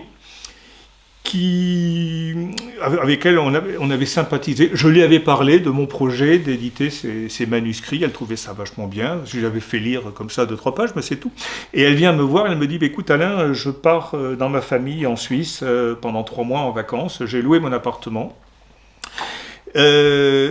Bon, c'est tout. Et elle m'invite à manger le soir, elle partait le lendemain, et à la fin de la soirée, elle me tend une enveloppe assez épaisse. Elle me dit, c'est ma participation. J'ai dit, tu sais, pour te rendre... Elle m'a dit, non, c'est un don, j'ai pas besoin de cet argent, je te le donne. Il y avait 2 000 € dedans. Je dis merci à la dame. Le lendemain, je reçois un appel de quelqu'un que je connaissais comme ça. On se voyait une fois par mois dans une association, la réunion de l'association, mais on n'avait jamais vraiment sympathisé. Une association, quand on se voyait, il y avait une cinquantaine de personnes.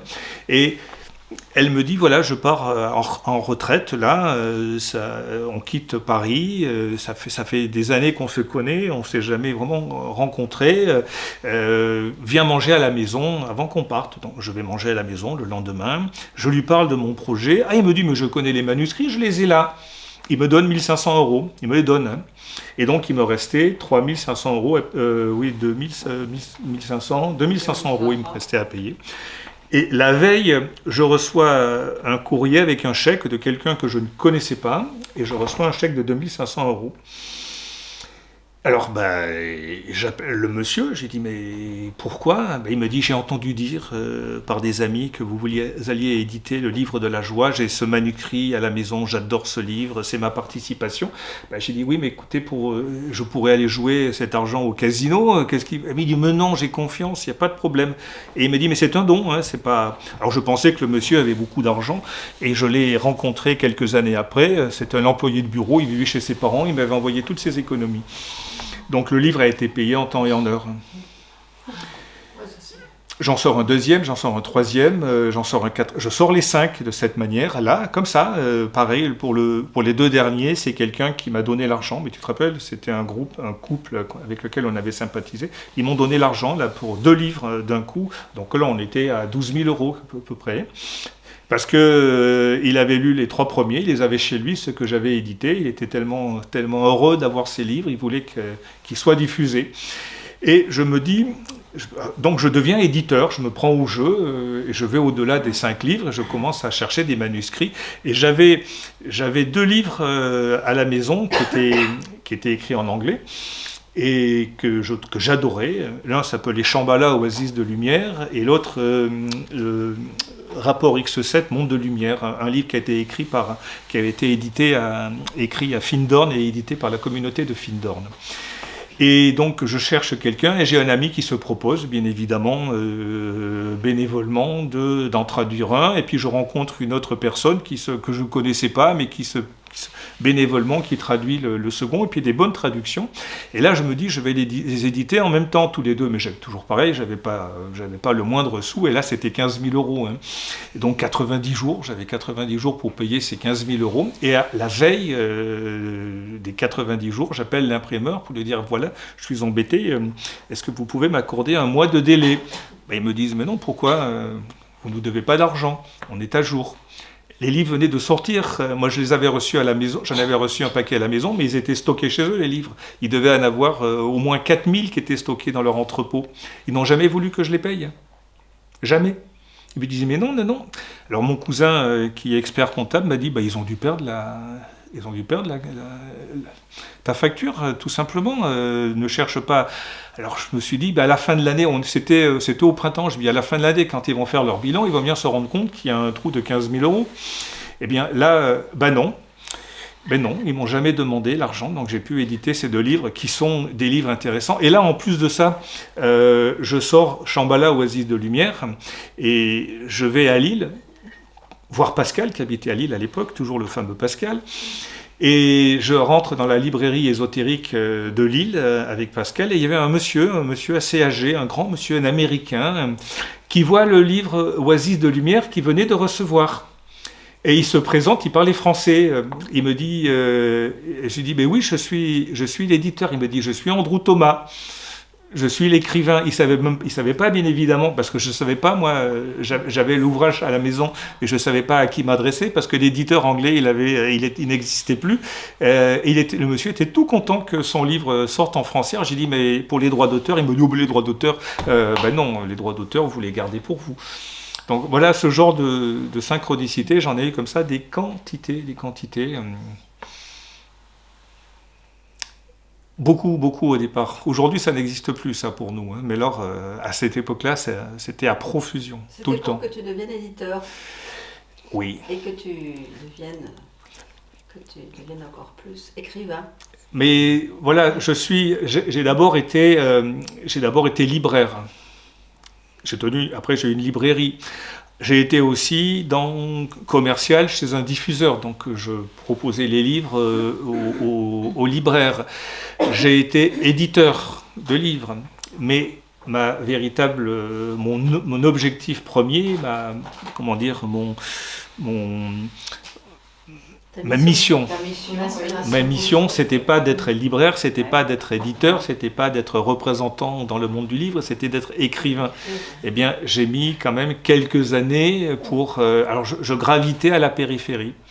J'étais à la périphérie, j'étais pas au centre, donc j'étais sur les planètes périphériques, proche du soleil, mais j'étais pas au soleil. Et un jour, Mario Dill me dit, mais t'en as pas marre d'éditer des livres que tu pourrais écrire, et beaucoup mieux que ceux que tu édites.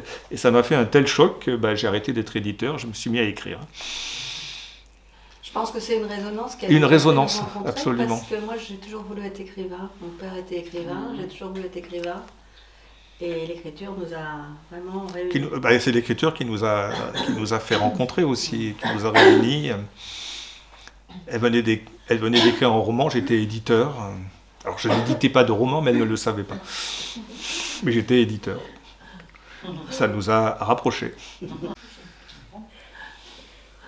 En fait, les synchronicités, ça rassemble aussi les égrégores, ça rassemble aussi tout ton enseignement en fait. Les égrégores, le karma, Quand on commence à parler d'effets de résonance, ça inclut quasiment tous les domaines de l'existence. Hein. Donc les synchronicités, les égrégores, la réincarnation, le karma, tout ça c'est un peu la même chose. Hein. Tout ça s'imbrique les uns dans les autres, tout ça se superpose, en fondu enchaîné, tout ça se mélange. Fait que par moments, il est difficile de savoir cette résonance, si c'est une synchronicité, si c'est une rencontre d'égrégore, enfin c'est ce que c'est. Mais tout ça, ça participe du même processus. Les rencontres, des rencontres de personnes qui nous sont chères, qui nous sont chères des vies passées, que l'on rencontre et quand on les rencontre, on sait qu'il se passe quelque chose de fort, de puissant, d'intense, alors que cette personne, on la connaît depuis quelques minutes ou quelques secondes. Tout d'un coup, c'est un flash énorme qui nous arrive.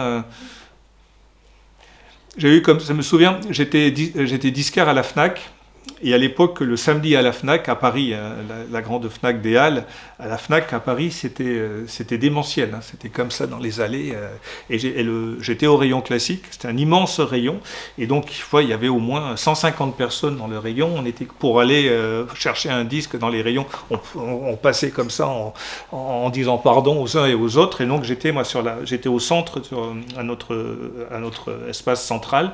Et j'avais rencontré quelques mois auparavant une personne en roumain qui avait réussi à s'échapper de Roumanie, c'est à l'époque de Ceausescu, et qui était un lecteur assidu des livres de Lani Yoga, et qui connaissait très bien Elena et Nicolas Roerich. En Roumanie, il y a énormément, même en Russie, énormément de gens qui sont très proches de l'enseignement de Lani Yoga, et puis qui connaissent très bien le travail des peintures de Nicolas Roerich. Et donc, comme j'étais l'éditeur, il trouve les livres en français, il voit l'adresse et on sympathise, il vient à la maison.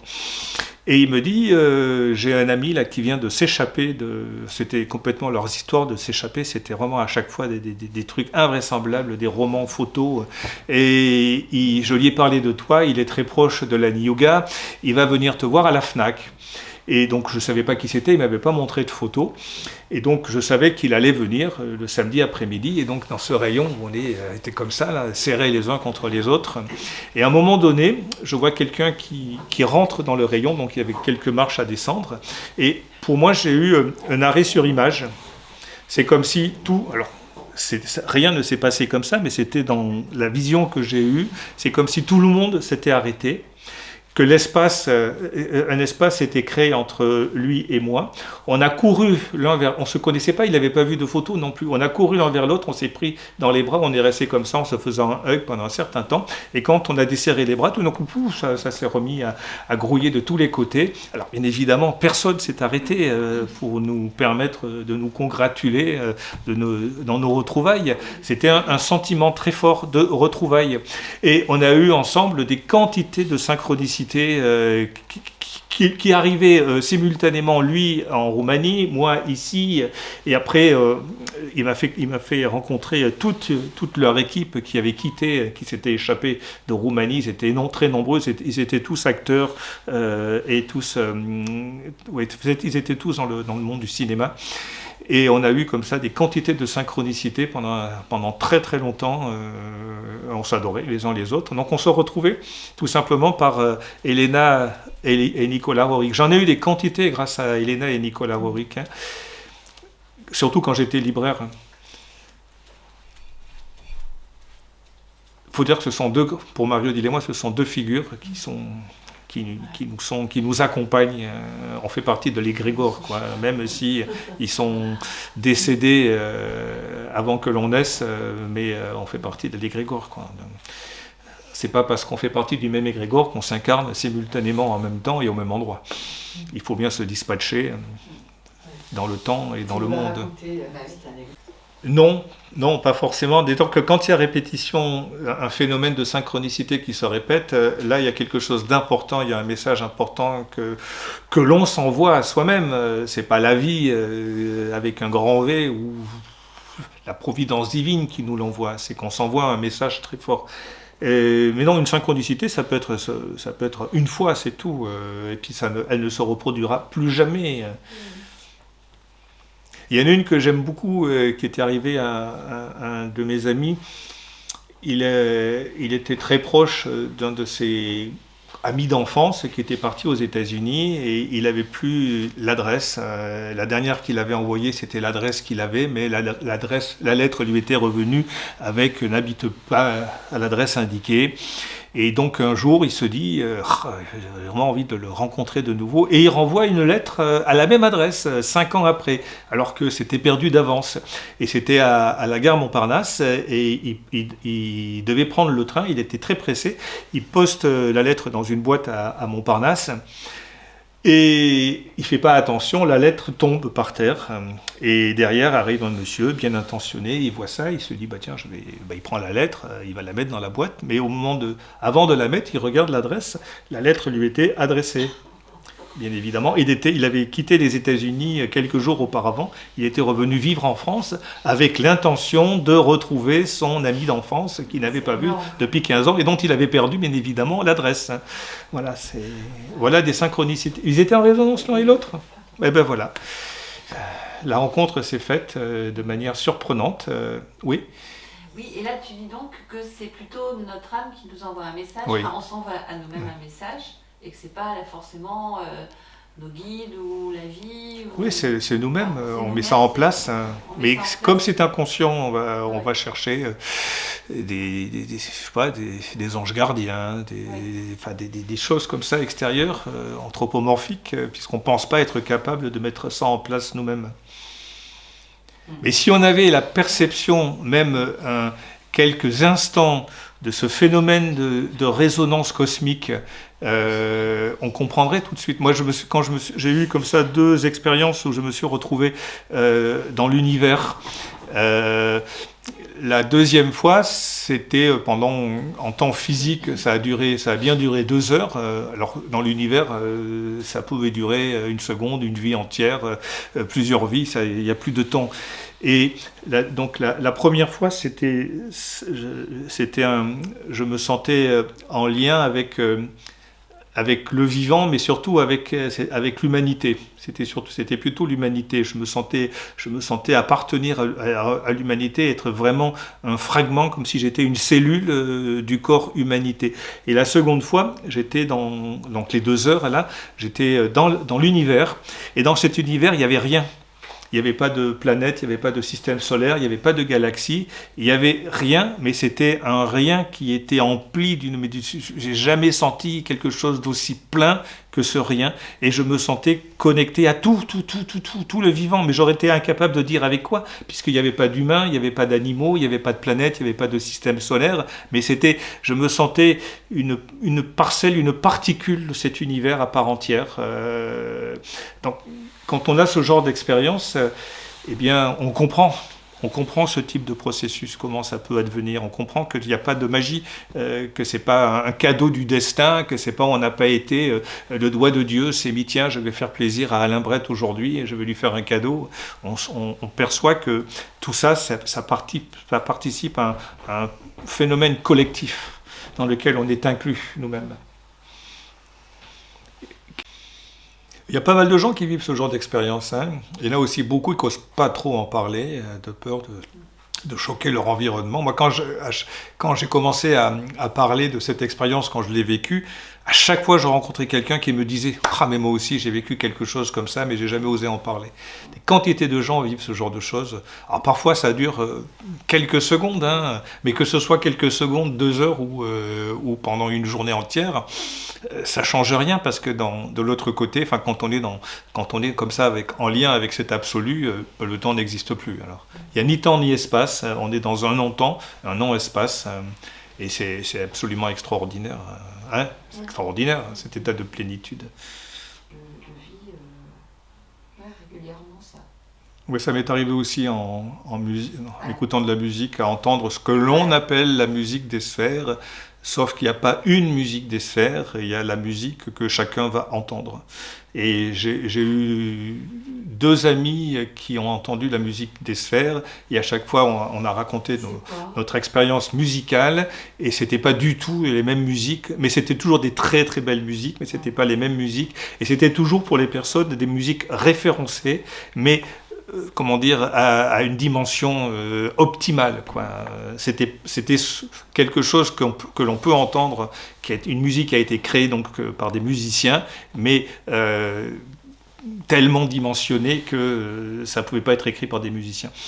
La musique des sphères, c'est rien que la friction des planètes, la rotation des planètes sur elles-mêmes, entre elles, autour du Soleil, ou la rotation du système solaire autour d'autres systèmes solaires, autour de constellations, et la rotation de tous les systèmes solaires, de toutes les au centre, autour d'une galaxie. Tout ça crée des sons. Et il y a des astrophysiciens qui ont capté, alors ils les ont captés par des sons binaires, bien évidemment, ils les ont retranscrits en musique. Mais à chaque fois, c'est jamais la même musique que l'on entend. Alors, c'est pas vraiment ce que les physiciens ont capté, c'est pas vraiment une musique, ce sont des sons. Mais quand on se met en résonance avec le chant de l'univers, c'est ça le chant de l'univers, ou le chant de la planète, hein, ou le chant de, je sais pas, d'un jardin, parce qu'on aimait tous, on s'en rend pas compte parce qu'on n'est pas clairvoyant, on n'est pas clairaudient, mais on aimait tous des lumières, on aimait tous des sons, on aimait tous des couleurs. Le jardin qui est là, il aimait des couleurs, il aimait sûrement des sons que je n'entends pas. Mais la musique des sphères, c'est se mettre en résonance avec les sons, des sons qui sont là dans l'univers, que l'on peut capter à un moment donné. Alors on va entendre qu'un type de son, on va pas, parce que ce serait, si on entendait toute la musique des sphères de l'univers, ce serait démentiel, quoi. On entendrait des milliards de sons ou de sonorités différentes, pas forcément de musique, mais de sons en tout cas. Ce ne sont pas forcément des musiques, ce sont des sons. Bien que moi j'ai entendu des musiques hyper dimensionnées, des musiques que j'écoutais, que je connais très bien. Et que je pense à une, par exemple, la première fois que je l'ai passée, c'était ça s'y prêtait bien, le poème de l'extase d'Alexandre Scriabine. Je suis parti dans l'univers et j'ai entendu le poème de l'extase, mais ultra dimensionné, mieux que sur le disque. Et je l'ai réécouté 100 fois, mais c'était une fois, c'est tout. Et sur un électrophone d'une médiocrité de son à l'époque que j'écouterais plus jamais de la musique sur ce genre. Alors qu'aujourd'hui, avec l'appareil que j'ai, ça passe pas. Hein. Quand ça doit passer, ça passe, quel que soit ce que l'on a sous la main, les matériaux. C'est ça la musique des sphères. C'est le premier qui en a vraiment parlé intensément, c'est Platon. Il appelait ça l'harmonia mundi, l'harmonie du monde. Donc il devait entendre, lui, alors c'était sûrement de la musique telle qu'on pouvait l'entendre à l'époque en Grèce, mais ultra dimensionnée. Mais c'est toujours référencé par rapport à ce que l'on connaît, ce que l'on aime. Alors ça ne va pas être de la variété française, hein, pour quelqu'un, un amateur de variété française. Ce sera peut-être une musique chantée, mais avec des voix magnifiques, sublimes, des mélodies extraordinaires. Il y a des textes qui sont écrits là-dessus, l'Harmonia Mundi. Il y a même un label de musique et de livres qui s'appelle Harmonia Mundi. Et c'est pas par hasard qu'ils l'ont fait. C'est la musique des anges chez les chrétiens. Oui, la musique des anges, oui, absolument. Du reste, il y a tout un courant aux États-Unis qui a commencé dans les années 70-80, Angelic Music, faite avec des ordinateurs, des mélodies comme ça, des très belles mélodies, très éthérées. Le chant des anges. Alors peut-être que ces musiciens ont entendu une partie de ce qu'on pourrait appeler un exemple de musique des sphères, et très sûrement que la musique qu'ils ont entendue ressemblait un petit peu vaguement à ce qu'ils ont essayé de faire avec des instruments, mais c'est vrai que les instruments, même ceux d'aujourd'hui, ultra perfectionnés, ne peuvent pas traduire, ou les voix humaines ne peuvent pas traduire, c'est tellement extatique ce que l'on peut entendre dans ces moments-là, même si c'est très référencé par rapport à un style de musique que l'on connaît. Il y a un chanteur qui essaye, il a dû l'entendre lui aussi, qui essaye depuis bien longtemps. Il s'appelle David Hicks, celui qui a créé le chant harmonique, en s'inspirant des chants de gorge, des chants de guérison des chamans de Mongolie, et en s'inspirant des mantras tibétains. Donc il a créé une musique qui est totalement éthérée, c'est vrai que c'est assez extraordinaire. Et son premier disque, qui s'appelle j'étais là en l'enregistrement en plus, à l'écoute des vents solaires,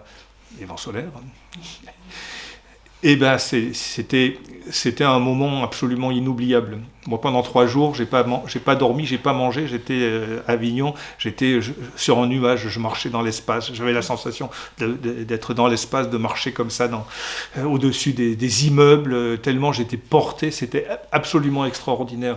Il faut dire que le lieu s'y prêtait aussi. C'était dans une abbaye, l'abbaye du Toronnet, c'est la plus belle acoustique en France. Ils étaient 7, c'était magique. L'abbaye était dans le noir, ils étaient 7, donc 7 chanteurs en cercle avec une bougie au centre, et c'était la seule lumière, et tout le public était autour comme ça. Et avec ces voix qui montaient, il créait des harmoniques qui résonnaient dans l'abbaye, c'était magique. Le disque existe, malheureusement, ça a capté qu'une faible partie, parce que l'ingénieur du son, c'était un copain à moi, il était complètement perdu, ça résonnait partout, il ne savait plus quoi faire, il était dépassé, l'ingénieur du son. Alors le disque existe, il a le mérite d'exister, c'est très beau, mais c'est très très loin de ce que j'ai entendu ce jour-là.